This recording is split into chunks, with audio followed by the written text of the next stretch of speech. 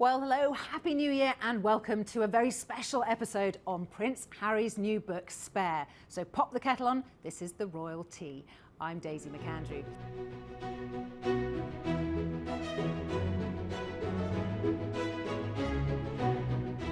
Yes, today is the day Harry's book is finally here, but after being leaked to the public last week, my guests have had plenty of time to read it cover to cover. And joining me today, royal historian and author of Elizabeth and Philip, Dr. Tessa Dunlop, the royal editor at the Evening Standard, Robert Jobson, and royal commentator, Emily Andrews. Very warm welcome to all three of you. Well, although the book officially comes out today, we know that it's been leaked and leaked and leaked, and I think we've all had a good chance to get our heads around it. Rob, if there was one thing that you think really stands out, what is it? Well, I think it is the alleged bullying by Prince William. Of course, that's the sort of main story. William hasn't had a chance to respond to that, so we have to take it as read from what Harry is saying. But I think that's probably the one standout moment, but there's so many. It's the devil is in the detail. I mean, even little things like Prince Charles coming back as a bloodhound. If he came back, they had this heightened sense of smell and splashes on eau sauvage. Tiny little details are actually, all right. Also, the actual stories about his mother and all the things that have been covered. He's covered pretty much everything. He's laid it all bare, but I love all the little nuggets. Yeah. Emily, there are lots of details, and actually when you read the book in full, it is much more tender and affectionate about his father Charles than the headlines might lead you to believe. But, as Rob said, the details about Prince William and Prince Harry's relationship must be terribly hurtful for William to read and paint William in a bad light. Yes, they do. I mean, when you read the book in context, as I think we all have done now, it's very well written. Yes. That's because Harry didn't write it. There's a lot of speech in there, and one does wonder, well, hang on a sec, are they from text messages? Was he recording? And for me, a lot of the speech was dramatic narrative. So I think when we talk about these incidents, we have to remember that it's Harry's truth. But for me, the overwhelming thing, two things. One, the death of his mother informs everything. I mean, there are two ghosts in this book. One is the ghostwriter J.R. Mooringer. The other ghost is his mother, Princess Diana. Not a page goes by when she isn't mentioned. And the other thing, the overarching narrative is, as the book suggests, the heir and the spare. He's scathing about his stepmother. I'm sure we'll come on to Camilla in a minute. But it's that kind of, his William, his arch nemesis, the red mist. I mean, it's just so sad. And Tessa, from a historical point of view, it is incredibly rare for a historian to have such a senior member of the royal family write down their life story in their own words, so that, as we've all said, perhaps there are memories might be recollections may vary. But nonetheless, it is a first-person account of an astonishing period of royal history. It's a staggering historical document, and I thought, I'm going to speed read this quickly, I've got to be up bright and early, and no, I've been up all night. I couldn't put it down. I find it utterly fascinating, and in some ways reminiscent of Marion Crawford, the late Queen's nanny's memoir, Little Princesses, which of course left her persona non grata with the royal family for the rest of time. She died alone. Yeah, she was never forgiven.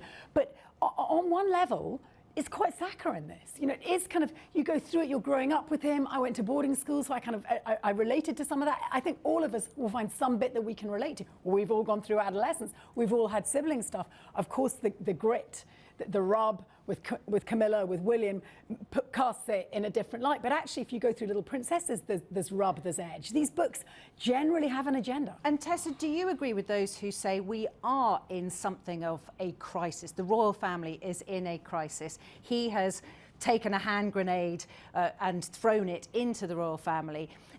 Is he doing lasting damage? This has done lasting damage. One of the great problems is, and he said it in one of his interviews, I don't know if you two picked up on it, but this idea that the House of Windsor at its best is a unifying force. And what's happened is we're now cleaved into two camps. Are you with the conservative press and the royal family? This, by the way, wasn't the royal family's asking necessarily to be sort of cloaked in the conservative press armoury all around them. Or are you with William, or are you with Harry and Meghan, in Montecito representing, who knows, the young, people of colour, a very different world. And that's No, I don't think it's done lasting damage. It's too far down the pecking order. Number two, in terms of book comparison, one that did far more, could potentially more damage, was the King's story by the Duke of Windsor that was released on the eve of the coronation. Now that's a first-person account. It's riveting. You sit down and read that. That's really history in the first person on a subject that is hugely important, the abdication.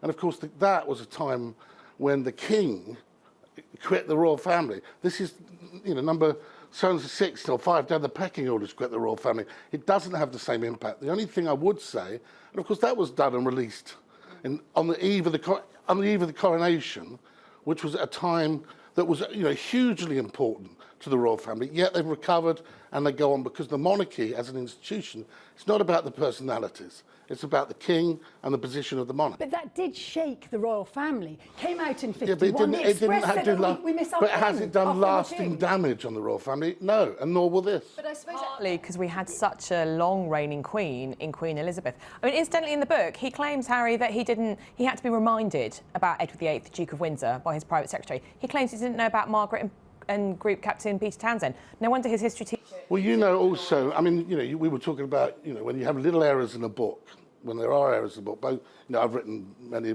books, there are errors in the book which he shouldn't have done. Factual errors. I was around at the time when the Queen Mother died and reporting on the royal family. He was in Zurich. He was in Cloisters and went to Zurich when they were informed. We all had to decamp. Harry and Charles had to decamp.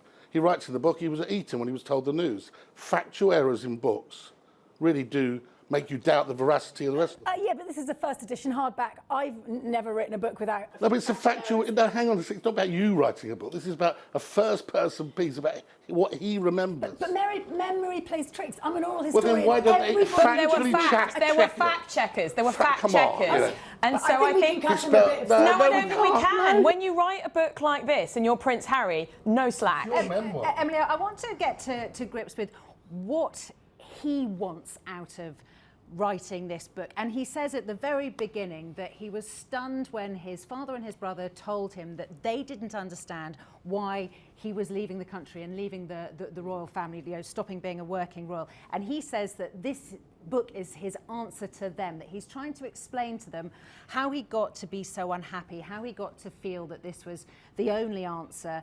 And part of that was because he says the royal family was in cahoots with Fleet Street, was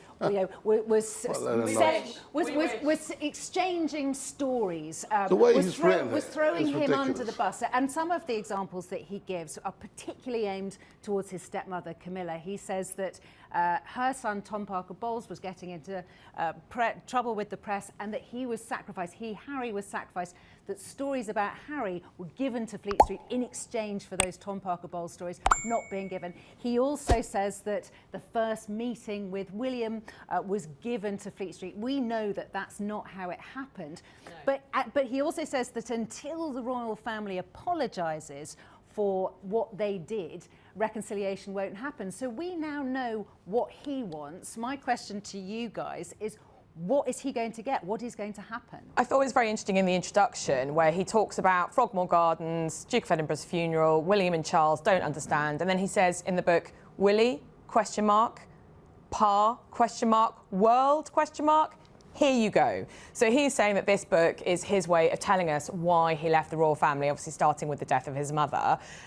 Is there any hope for reconciliation? At the moment, absolutely not a jot. He's crossed a red line by being scathing about his stepmother Camilla, going even further in American TV interviews. And I did wonder whether he's gone further in American TV, because obviously there's still the kind of cult of Princess Diana much more in America than perhaps over here.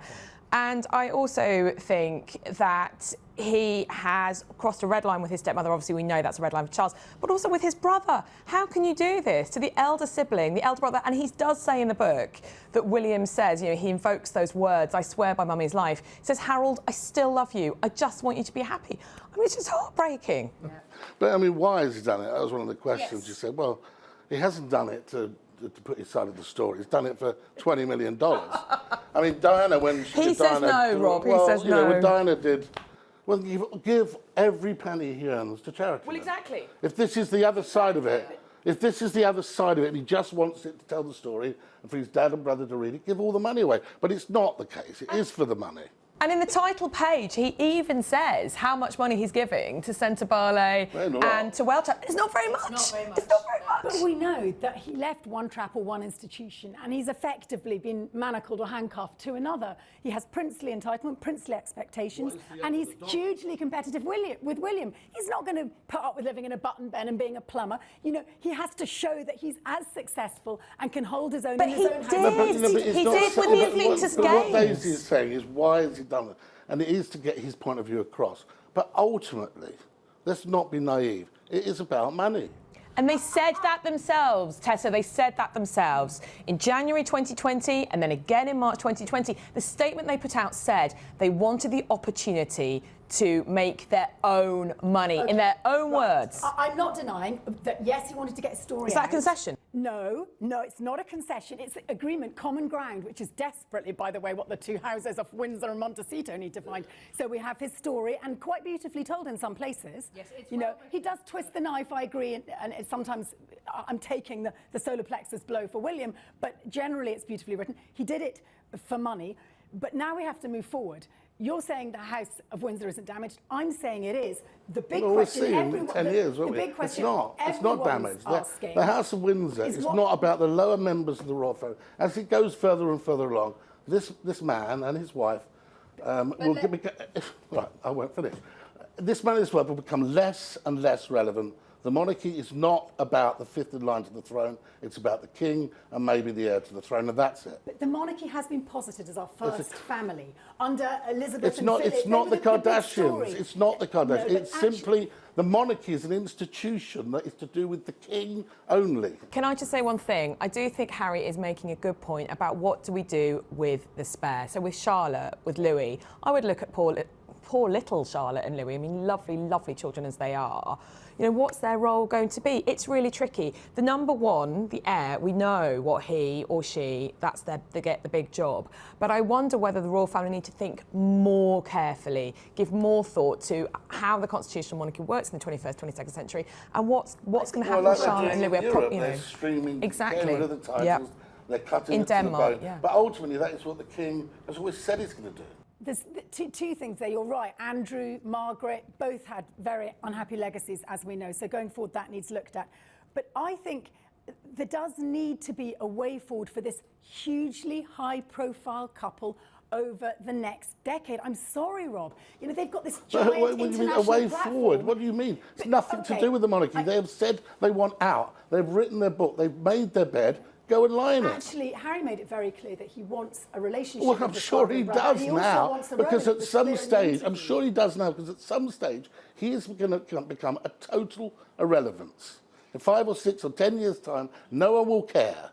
And that is the point. He's rolling the money. I'm sure he wants back, because the only way he can make money, the only way he can actually have a presence so far is by slagging off his family and trashing the institution that made him so entitled. But one of the things that he makes very clear in this book is how important the security issue was to him and Meghan, that they were completely devastated when it was taken away, and that one of the reasons that they felt they had a go and make millions is because they were given a bill, an estimate. Their father was paying Daisy all that money for a long time. They were told that it would cost £6 million a year to cover their security costs. Now, we can disagree or agree with them about whether that's how much money, but it clearly was going to cost a lot of money. So that is one explanation why he felt he had to go and make a lot of money. But wouldn't they have been safer here, Daisy? Let's leave the press out of it for a sec. Let's talk about proper security issues, terrorism threats.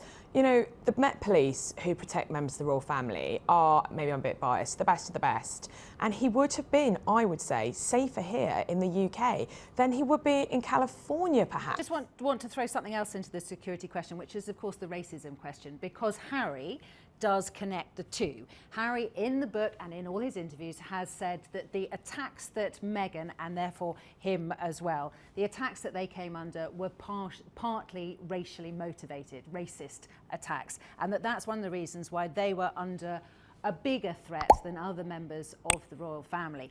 Then and we know that the assumption that we all made in the press, and I think everybody reading what we were writing and saying, put 2 and 2 together when they said that members of the royal family had asked these pretty astonishing questions about what colour the skin of their unborn baby would be. We all assumed that that was an accusation of racism. They are now saying that it was not an accusation of racism, it was an accusation of unconscious bias that simply needed education. Rob, that's a pretty big U-turn. Well, he specifically blamed the British press. He said it was the British press who said that racist. But the reality is, and I would say very clearly that was, why was Oprah so shocked with the dramatic meme that we all see? What? When she mentioned the skin tone Because of it was Apple shocking. So, because it was clearly, she was implying, and she said, well, she referred to race, and then the Meghan said, well, you wouldn't be wrong. So the fact is here, all I would say on this, they've just collected an honour for exposing the institutional racism in the royal family in America. They collected it, and it was for that. Oh, the word racism was remembered. If that are now saying it's about unconscious bias, which it may well be, if I may finish, then give the award back.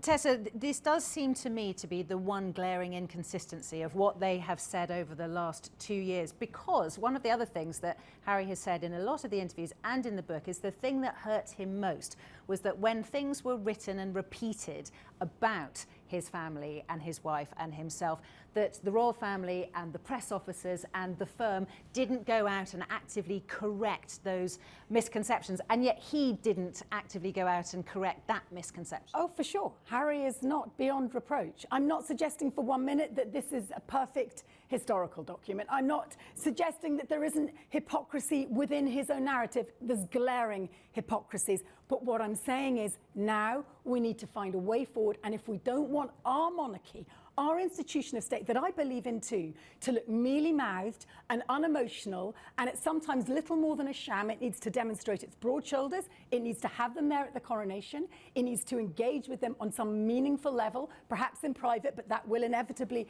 bleed into the public. And I'm afraid, yes, I think he needs to be given a little sop job occasionally for his dad somewhere, ideally away from the likes of Rob and the tabloid It's a state occasion, the press. coronation. It's not a family occasion. It's paid for by the state. There's no need to have non-working members of the royal family that slag off the institution there. None at all. We know that bits of the coronation have been changed, that the dukes, of which Harry is obviously one, will not have to pay homage and kiss the king. So that's one embarrassing photo opportunity that's been taken out of the equation. We've got about 30 seconds left. Emily, will he come to the coronation? I think he will be invited. Whether he comes or not is his decision. I think it will be irresistible for him not to come, so I think he'll be there. Rob, will he come? No. He will be there, and the other people who really want him to be there are, of course, the tabloid press. More clear. Will Meghan be there as well then? Will Meghan be there? I think if Harry comes, Meghan will come too.